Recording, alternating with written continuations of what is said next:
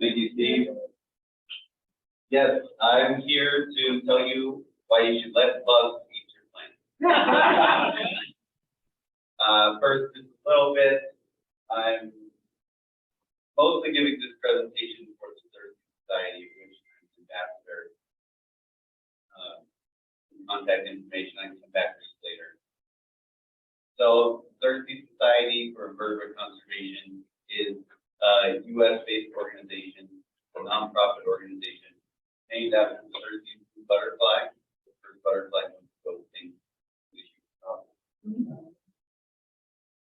And Thirsty has lots of things that they try to do, some of which is education outreach like this, conservation, working with farmers, ranchers, cities. You may have noticed posters out here, Bee City USA, that's the first program out here, Bee City USA. And then just a little more about Thirsty. The staff at Thirsty is a fairly small group, mostly based for them. So they rely on volunteers and extension services and, you know, all kinds of organizations. Why are they important? That's just where they started. Yeah. So why should we care about pollinators? The basic answer is the green chili, chocolate, calabacitas, just to name a few things.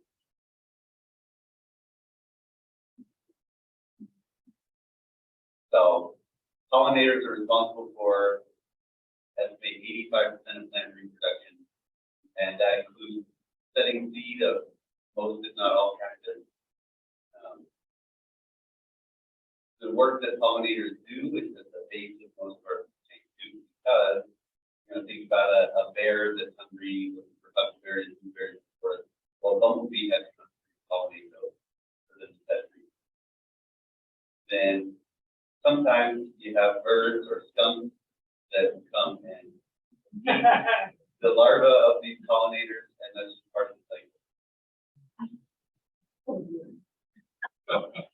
So, more reasons to like pollinators. The pumpkins would rely on squash bees and bumblebees, a little bit honeybees, but we don't like them. Now, you've heard a little bit about bees last year. I could talk on that. That early this year. That's like January. Last year. Was last year? Okay. And so I won't focus on the bee stuff too much, but point is we have lots of variety of pollinators, lots of ways that our human impact affects them. And our gardens are going to be how we support pollinators. So here's what we consider main groups of pollinators: butterflies, moths, butterflies, beetles like blister beetles, solitary wasps, and of course bees. So a few more examples of beetles, wasps, butterflies in my garden, and some more examples, as you guess, from my garden. So we got moths, fruit flies, carrot beetles, bee flies, more bees.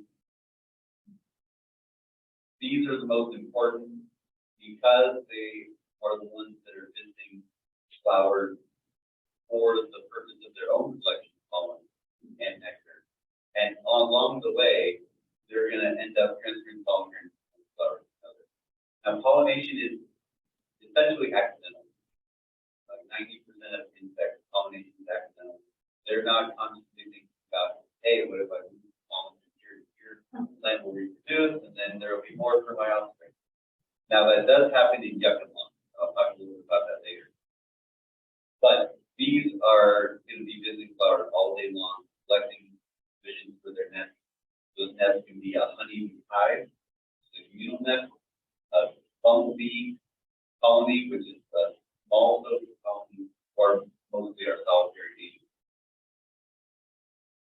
A few, I'm not going to read all of these, but I want you all to know that most bees don't want to sting you. half of the bees can sting you because they're male bees, body parts. And honeybees are really an atypical bee in terms of North America. Why are all wasps bad? Well, that's why it's a myth. Oh, it's a myth. Oh, okay. Okay. What? Yeah, All right. Aren't honeybees from Europe? exactly. They're invasive. Why? So wasps are good. We like wasps. This is just one set of examples of hunting wasps. So we tried that something. So we have all kinds of varieties of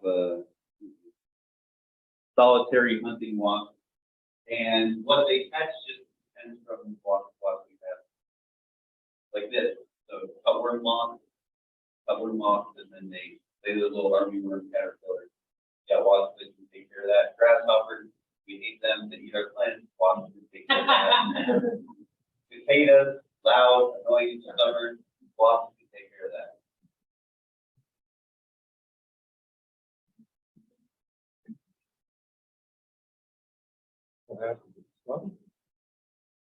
So spider wasps are also we got a whole variety of spider wasps. These are the ones you're probably familiar with. These are state insects. The tarantula hawk wasp, because that's what New Mexico needs, a large aggressive wasp. Now, back to bees. Most of our bees are solitary. They're either ground nesting or cavity nesting, which is some kind of stem hollow. Honeybees are from Europe. There's also honeybees in Africa and Asia, but the honeybees here generally came from Europe. And honeybees are, keeping honeybees is like keeping cattle. That's a good analogy. Yes. How long in human history have honeybees been domesticated? I don't know. At least 2,000 years. Were there bees of any relative same type here before, like here in the American Atlantic? Now, north of Mexico, no, we don't have any social bees that create honey. But in the tropics, there are some things that the Mayans that aspect. Even back then, there was no pollinators. Bees. Well, there are native bees. So honeybees are atypical, but we have a huge variety of native bees. That have been here all along. Yeah, it's been here all along. Exactly. It's more than 1,000. Yes, a lot more than 1,000. So generally, how do you recognize a bee? Well, we think of bees being hairy because those are the structures that they use to carry pollen, as opposed to wasps. Most wasps are only visiting flowers for nectar. There's one small exception to that, but that's not cactus. Bees and flies. This can be kind of tricky, honestly. Flies can move a lot like bees. They can look a lot like bees. Usually, bees have their wings folded on a flower, so you can't see that they have 4 wings, a front pair and a back pair. Flies only have 2 wings, diptera, 2 wings. But if you look at the eyes, flies generally have really big nose flies. I mean, bees have big compound eyes. Yes. Are all pollinating flies surface? Surface and the bump. Oh, okay. Are the 2 main groups. Oh, bumblebees are flies? Oh, Bumbilidae, bee flies. Oh. Yeah. So let's maybe some of you have heard this before. How many species of bees think live north of Canada? 15. North of Canada. North of Mexico. Oh, Yeah. thank you. Yeah. North of Canada might be 15. I mean, there are some alpine bones. And close. So we have about 3,600 species of bees known in North America. In the Southwest, Arizona and New Mexico, around 1,200 to 1,500. So if you take that into the habitat we have here in Central New Mexico, probably in the 300 to 500 range. And then depending on the size of your garden, the plants you have, the habitat you have, you can see a lot of these. I have a bee list of about 85 right now. Wow. What is that? A bee that you have identified? Yeah, bee species that I've identified. So bee diversity is the opposite of what a lot of animal diversity is. The Amazon is most diversity on Earth. You say no, thank you, like this. Well, there are some different hypotheses. Some that have to do with fish partitioning. So in the desert, you have lots of small endemic plants that do different times of year, as opposed to the more abundant year-round in tropics that are more of a colonial bee. But it's really, scientists don't have a good answer to that hypothesis. Bees drink water. Not really. Most bees get all the water they need from nectar. Honeybees, Helps in the desert. yeah, honeybees will come and drink water because there's enough to hide. Just a lot of heat from all the egg cells. Do you have a question? So, a little bit more, so this talk is more than just bees. So, I've been documenting the wildlife in my garden up by Tramway intensively for about 3 years now. So, it's just a sampling of some things that I see, and every day I see more stuff. So, it's going up. Right? Last night I got a nice determined moth, one of those big ones, the eye spot. Wow. So, just an example, and then I include birds here because I still like birds, but 60 bird species can't compete with our wing spread. So now we're going to just run through some slides showing what different data beads look like. We have the head of a large garden. You've all seen them. They're big, black, shiny, and loud. They're on open fields. They're on agaves. And the small one here is a perdita, a fairy bee, which is a desert bee that usually visits things like sandman, Euphorbia, Smithia, and other small flowers. So we've got green bees. Yes. We've got cuckoo bees. Yes, so this is a bee. Have you know the story of a cuckoo bird or a cowbird? Lays its eggs in another bird's nest, so it doesn't have to do all that troublesome parenting. So this cuckoo bee, it skips the steps of gathering pollen and making a nest by just finding another bee's nest. We have big hairy bees like this, probably a bee who is a sunflower, especially with large coarse hairs for big sunflower pollinators. We have bees that look absolutely terrifying. Well, this is a male leafcutter bee, and he developed these weird front legs for mating with a female. And just, you can latch onto her and do all that bee stuff. Yeah, we've got nocturnal bees. So now they're not truly nocturnal, like there isn't enough light out at night sometimes, but most people don't realize bees have 5 eyes. So 1, 2, 3, 4, 5. Well, I do have a laser on here, but pointing. So this bee has enlarged ocelli, that's what these simple eyes are called. So it can detect more light in faint or light conditions. Now the majority of our bees are ground nesting, that estimate around 70%. So Solitary. yeah, solitary ground nesting. This is a bumblebee on the left. They carry more of a sticky nest of nectar and pollen, which is why it looks like a lump. Most other bees like dry pollen. So solitary ground nesting bees like to look something like this. Dig a hole, collect pollen. So there's a sack of pollen. There's probably a tiny egg there that's really deep. And then that egg turns into a worm that, just like a caterpillar, turns into a butterfly, pupates back the majority of the life of the bee is spent in this stage. The adult bee lives on the order of, a couple weeks to a couple months. So bees need bare soil. That's generally not a problem here in the desert. That's another reason why they can be first here. They will nest in sandstone, sand, clay, sand dunes. Doesn't matter. Yeah, they're bees. Bees and bee protocol and soft level. They're known to dig horizontal nests into sandstone and also like a little building. Yeah.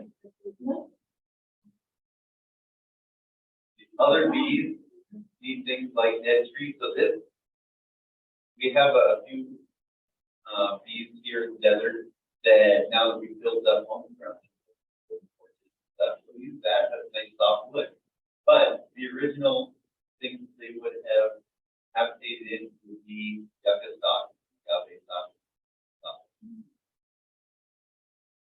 Nesting material, so it's a leaf cutter bee. They cut leaves, scientific trees. They like nice soft green leaves like roses, lilac, little holes or aspens that you can do. It's not really harming plants to bee, and then they use it to line their nest to keep out fungal pathogens. Are you talking about a pint size hole or much smaller? Like a quarter. Yeah. Oh, okay. Yeah, 9 to a quarter. So bumblebee life cycle, we have a few common bumblebees here in Albuquerque. Most common one is the American bumblebee, which is actually losing a lot of ground in the east of the northeast, where it used to range across the continent. But we have a pretty good population here in Mexico because people love planting things like catnip and salvia and all those, and rosemary, well, which is salvia, but you get the point. These bumblebees, they're generalists. They have a appetite for just about anything they can get their legs on. Another question. Yes. Bumblebees are used to be yellow and black, and now they're mostly black. Well, What happened? we have multiple species of bumblebees. Some are all yellow, some are yellow and orange and black. And it also depends on the time of year. So the bumblebee queen tends to have a different appearance than the workers that you see during the summer. They're smaller and they mature faster. Sometimes the workers will be more yellow or less yellow. And then you've probably all seen a map like this before. New Mexico, very diverse, mountains, desert, more mountains. So because of that, we have a lot of different plants, right? We have 4,000 these plants in Mexico that support all these bees and other pollinators. Now, you probably are aware of some of these things. Habitat loss is bad for all animals, but people need places to live, so we have to balance that. The things we can do is when we have our gardens, we can make them plumbing. This obviously doesn't live. What about the grass? And lawn grass is generally not benefiting anyone except maybe grasshoppers. Yes, dear. So pesticide use here can also be a problem. We like our gardens to be nice, shiny and clean. So we try to kill off all the bugs that might eat our flowers or our leaves. And then climate change, that's a broad topic. I don't really have time to dive into that, but climate change impacts the life cycles, how seasons are maturing, what time the plants are blooming, how much rain we're getting, and what time of year. All these things are changing before our eyes. So what can we do? First and foremost, we can provide habitat. So that is pretty simple things. Food, water, shelter. No, that's you. But food is shelter, yes. So food is important, flowers, shelter is important place, and also a clean environment. So fewer chemicals, zero chemicals. So they give us these nice pictures that these slides came from them, and I love this example because a lot of people in the country might relate to this. We look at this together and we're like, what is this?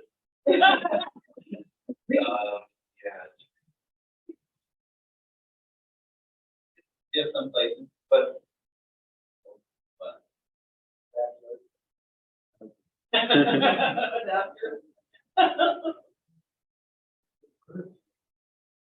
but we look a lot more like this. Now, granted, this is taken in fall, so it's about as brown as it gets. But this doesn't mean much to most gardeners. It means a lot to our native wildlife, what they're used to living in, how they've evolved with our plants. And some things I like to point out both in plants growing from the garden we use like to take things out, but in nature it doesn't grow like that. Wherever it pops up, pops up. And then bare soil. So we've got patches of bare ground and some grass that allow for ants and lizards to be watered. Now, I took out most of the gardening part of this because most of you already have gardens and you don't really need advice from me on how to improve your garden. But if you're thinking about how you can continue to help pollinators, it's not just your space, how your space and everything else. So that's what this slide is trying to illustrate, is that you don't have to all that habitat in your yard, because inevitably there's little pockets of habitat throughout your neighborhood, or little weed spots in ditches and stuff. Generally, native plants are best, and again, back to pesticides. If we're trying to help insects, we don't want to do it. So, what are some alternative pesticides before we get into the rest of it? You let bugs into your plants because bugs eat other bugs. So,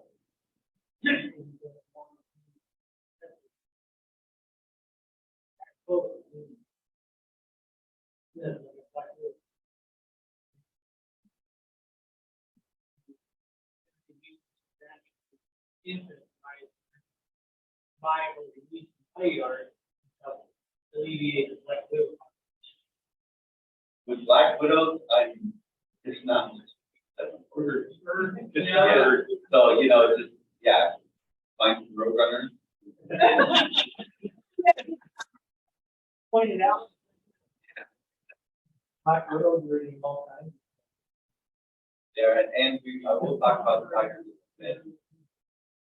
So, the poster child for beneficial insects for integrated pest management is ladybees, because they are just absolute hungry, all stages of life, as adults, as larvae, they eat all kinds of things, and we have different species of ladybees. Realize how diverse they are. So if you have powdery mildew, there's a lady beetle that'll eat that. If you have aphids, there's a lady beetle that'll eat that. If you have too many lady beetles, there's a lady beetle that'll eat that. Well, I have to say, I bought a tub of ladybugs and put them in the garden, and they moved to my neighbors. Yeah. Instead of eating my aphids. But they had babies on her. And then they So there's a scale on how much damage, how much pest you're willing to tolerate. And if you have a very rare cactus, you probably won't eat pest, right? But if you have a cylinder that's 10 feet tall, you're probably willing to let a few bugs breathe on it. So again, integrated pest management, biological control, these are all kinds of buzzwords for letting bugs eat bugs. So now we'll talk about some of the beneficial groups, and I'll show some examples on cactus. So this would be a late spring larva, as we call an antline larva. But either way, eating an aphid, late springs are great. So we have, Go back to this point. yes, It says that mites are good. Spiders are gonna be. some mites are good. Yes, Good one. good question. I, Mites are- yeah, there are predatory mites, there are also parasitic Oh, yeah. mites. I think the small mites are bad and the big mites are nice. Like, The there's big a, mite is there's a grasshopper mite. So if you too many grasshoppers, you have grasshopper mite. So, yeah, but ticks are mites. Yes. Yeah. So we think of ticks, but instead of harming us, they're harming bugs. So we got predatory bugs. You may have seen some of these in your garden already. These are some of the most vicious bugs out there. Sit there, catch a bee, liquefy it, and then put them up. I don't like this, that real bug. Bugs are curious. Now we got tiny bugs, and I mean tiny, 2 to 5 millimeters. But there's more things that you probably won't notice whether they're in your garden or not. They're there. They're helping out with little big bugs or other things. Lacewing and also ant lions, but lacewings are probably the most recognizable. Green lacewings, we have a lot of. We also have all kinds of lacewings in Mexico. And these are the eggs. So if you see some weird stocky things, they do this. I've heard. I don't know if it's a myth or not, because the larvae are supposed to be so carnivorous that the first one that hatches will eat all the other eggs.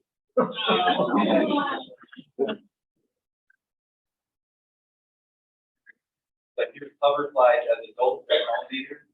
Okay. Cover flies as larvae, they liquefy. Here's our lady beetles again. Larvae eating aphid, adults probably snack on aphid. Everything. Lady. Bush tits, goldfinches, others like that. Yeah, lady beetles, cover flies, lacewing, all eat aphid. So now sometimes there are too many aphids. Push them or spray them off. You don't really need them to stop body insects naturally. But if you leave them, you'll get more ground beetles. These are gonna eat. I didn't look up good examples. They'll eat good stuff for you. Predatory wasps. So these are things that might hunt caterpillars. Because otherwise, What is white flies? yeah. So we'll talk about the like white flies and scales. So we have some lady beetles who eat scale, and also mollusks. With the white flies go to be like Yeah, it should be the same system. Yeah, they swing too. in the lake food. So we've got, these are all these wasps have their offspring generally eating eel, whether that's caterpillar or some other insect that they caught. We have, definitely have eating killer in Mexico, sand wasp. This is a Goldfish wasp. They generally go after beetle larvae and grubs. Then here's another aphid example. So this is an aphid wasp, an aphid phony wasp.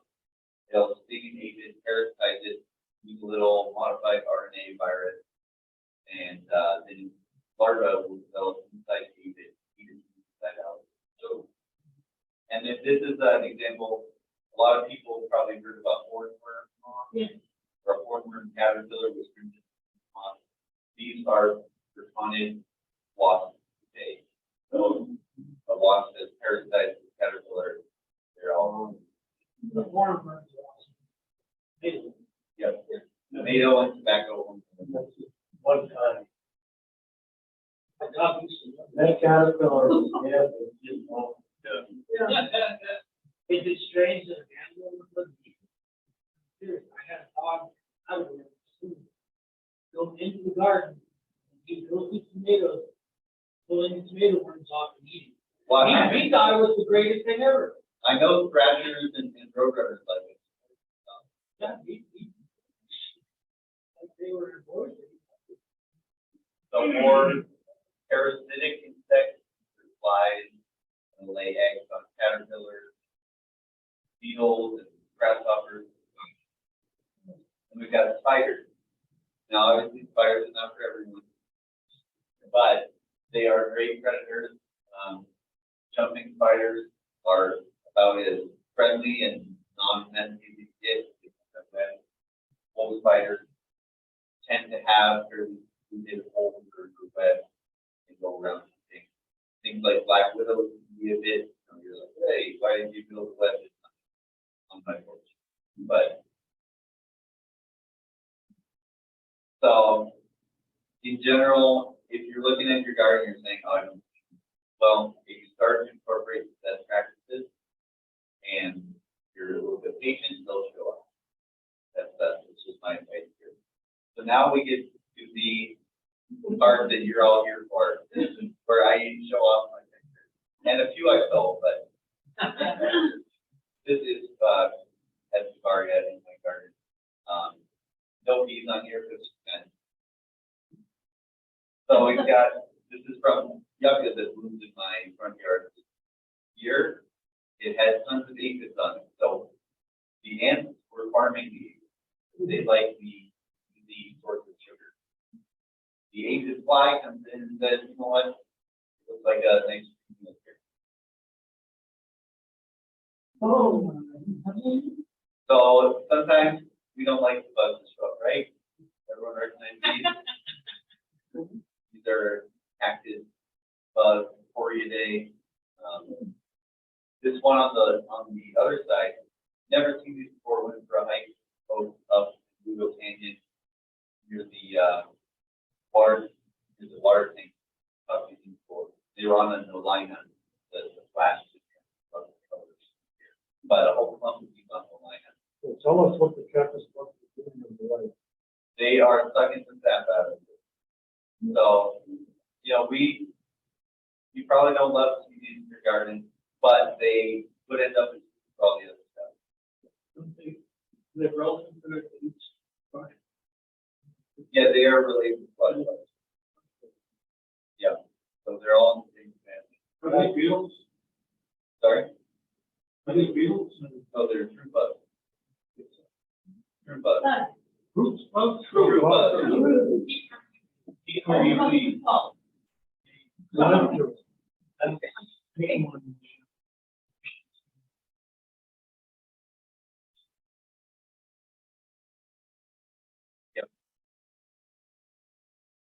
So it is. I'm not denying that. Find the program. They won't Are you kidding? even. So, for example, things, I should have looked up the life cycle of this fly. I believe they lay their eggs in a flower and then the larvae. So on the other side, we've got a beneficial bug. So you can sit here and pick off some of those cactus bugs. Now, some different beneficial and less beneficial insects here. So we've got a stink bug that lays its eggs on but generally the feeding is not the plant. This few pounds total, I forget where it's at. This is a scale eating moth. So this is one of the ones that will eat cochineal and other things off of you.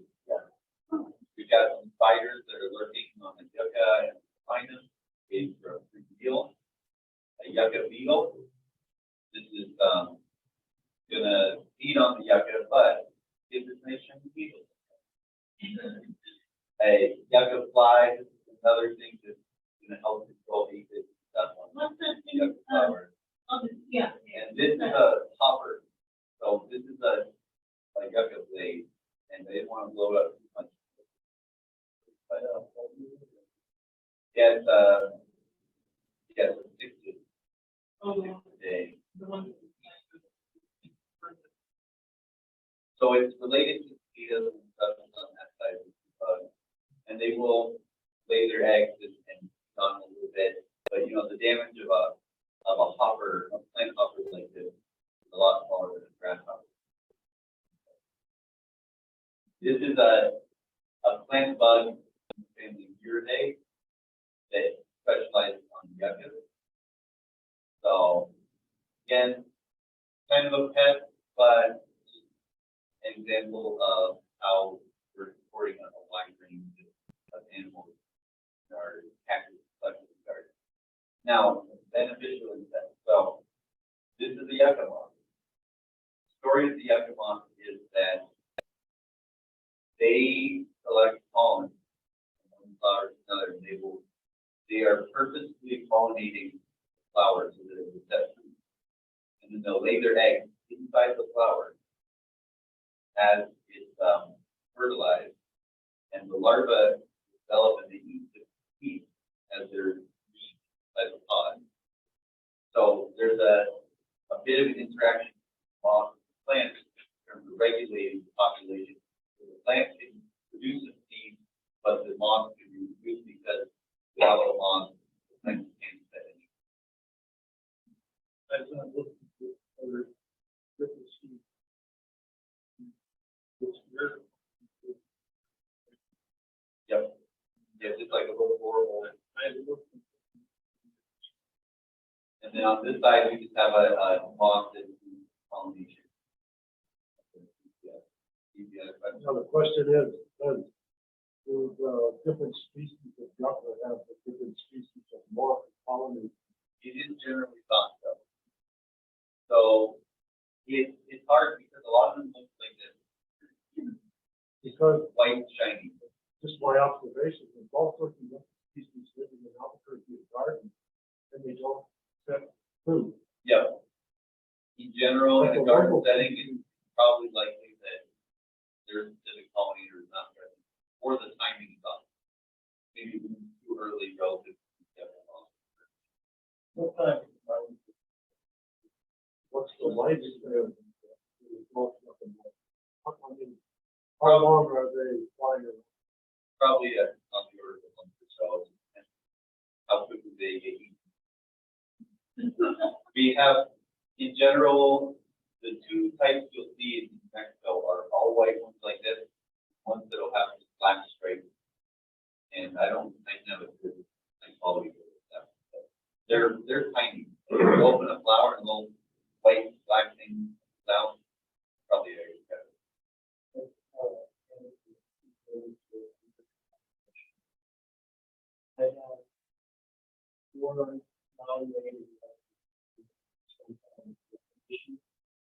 And normally they don't. And one of them.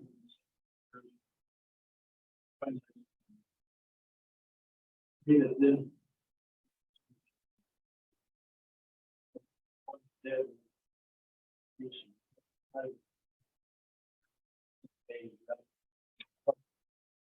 Every opportunity. So that was kind of interesting. yeah, and it is possible that, you know, through human actions that will be moving these laws around in cultivated methods. Well, I think the main part. Yeah.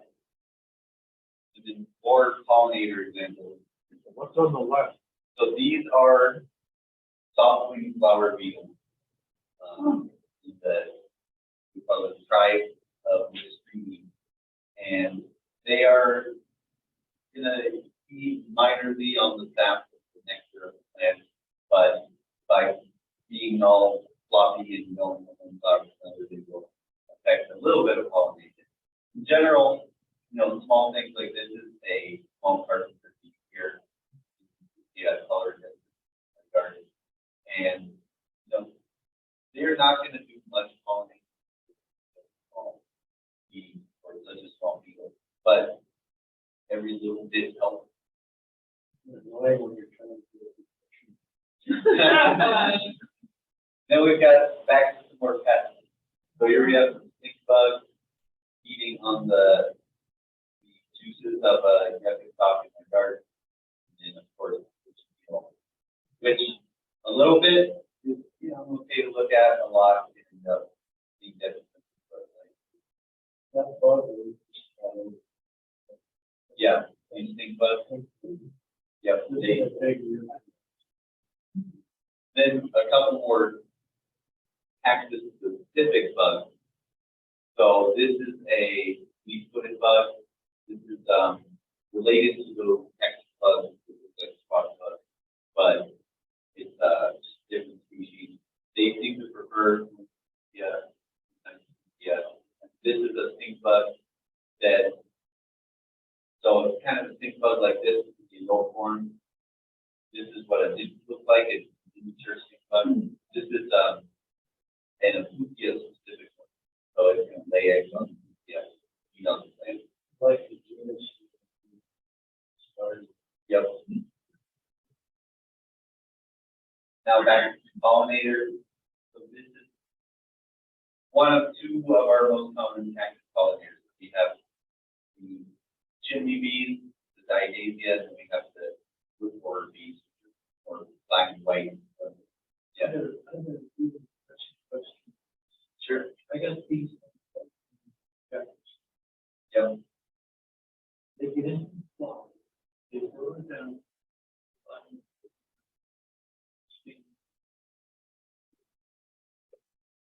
When they lie there, it's their fit. It's like they're flying.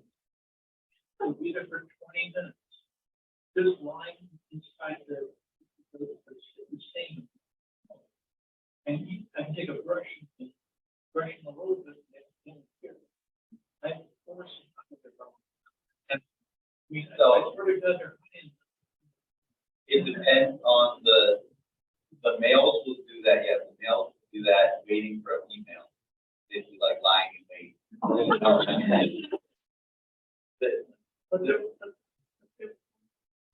But there is also a lot of nitrogen. So, yeah. They don't have any trust.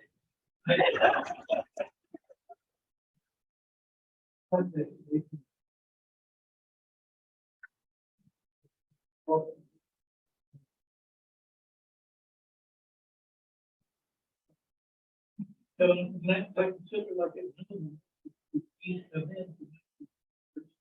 It's slower and slower and slower. Life is good. That's Yeah. great.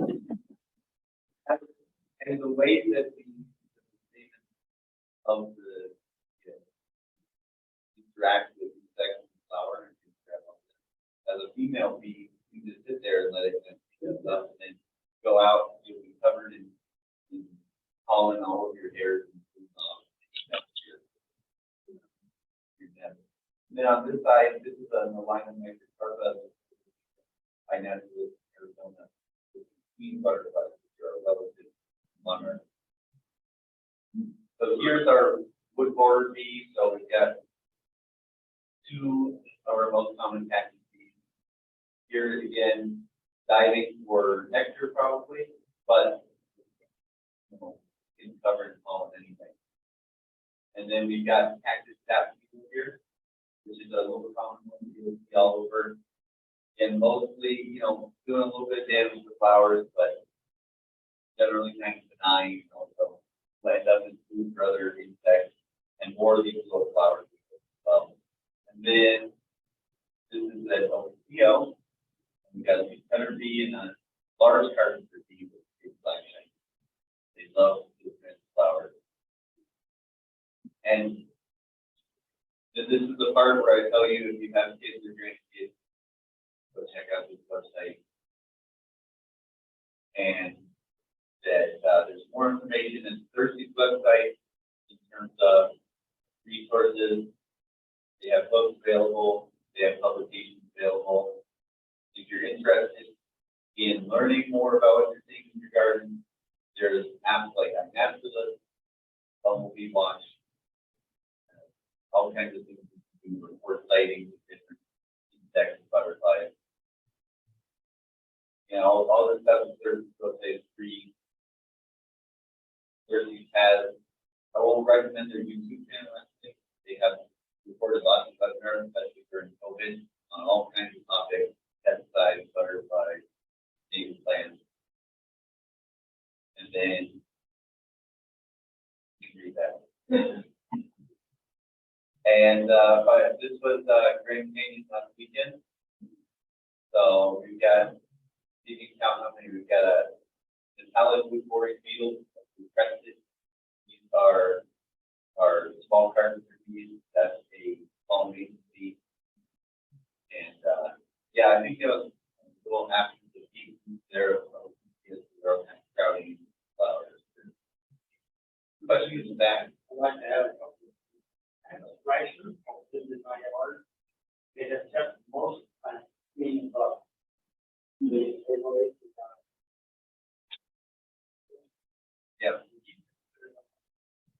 They do really good. They hummingbirds.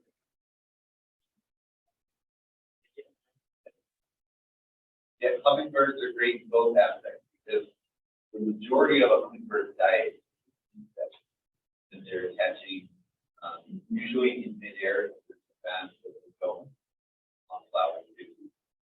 And so the nectar that we provide is great because it burns a lot of calories, but they need a lot of insects, a lot of protein. Right? So whenever someone asks questions like, why don't I see hummingbirds? The response is, are you spraying pesticides in the garden? Are you fighting all the things that you do? Another kind of point with all this is that, you know, any one of these bugs can be a pest, but if you aren't killing off predators, you're allowing wasps, birds, and all those other things to also live in your garden, then you can have a nice balance. And all these bugs rely on cactus. So we're here in the desert. They're going to be feeding on the cactus for your garden.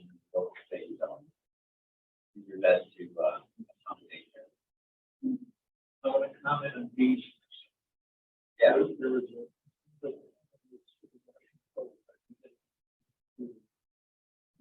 about devastation caused by the current of keeping bees in the city. They, one guy was at a bee hive, found 10,000 bees in it. And he's got about 400 all over. And they're much better at it because the numbers than the native bees that go there. And when they're filling up the numbers of the native bees by hobby beekeepers in the city. Yeah, it is documented that honeybees allow to be native for stuff. Cactus is not one. I don't know about ever seen cactus stuff. They just don't know what to do. But when you do have lots of American spirit, Yeah. no, I don't think they did. Question from Cheryl. Yeah. That's a good question. But yeah, but when we talk about providing habitat, talk about they don't have to be music, but you have to think about the honeybees being like, right? Like if you had a herd of cattle, you know, and then you set them out on pasture, but you don't do anything to irrigate the grass. After years, that grass stuff, honeybees tend to feed those poor rebirths out. Here's it starts with dogs. That's a lab